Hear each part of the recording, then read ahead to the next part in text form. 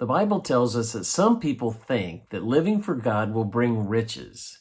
Well, I want to talk this morning about something far more important than riches that godliness can lead us to in your morning cup of inspiration. Thanks for joining me.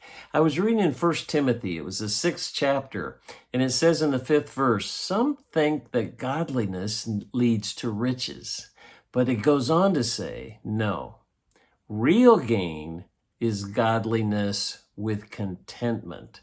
If we live for God, He will help us find contentment. That is far more important than riches, isn't it? If we have the necessities of life, if we have food, clothing, in fact, listen to what it says in Matthew. This is also where the 6th chapter, it tells us, don't worry about your life.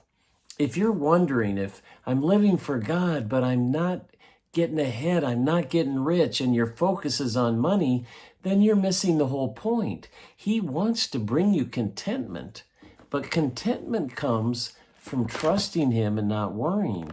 He says, don't worry about your life, what you'll eat or drink. And it goes on to say, look at the birds of the air. They neither sow nor reap. He takes care of them. It says, why do you worry about clothing? Consider the lilies of the field, how they grow, how they toil, and they're arrayed in great glory, just like King Solomon.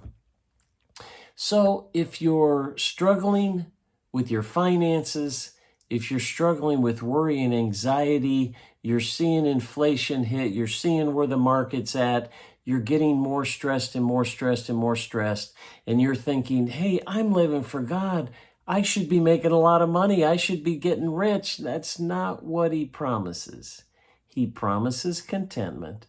He promises that He will take care of your every need and will bless you beyond that.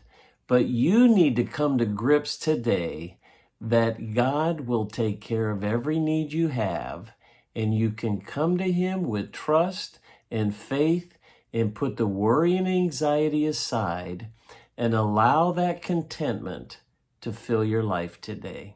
So if you're not doing that, I want to pray with you that God will turn that mindset, turn that attitude, and live that godly life that brings contentment. Father, everyone listening to this word today, God, I ask that you'd kind of shift their mindset, speak to their spirit, help them realize that you, Lord, will take care of every need they have, and you ultimately will bring contentment to their life as they live for you. We thank you for those promises in your name.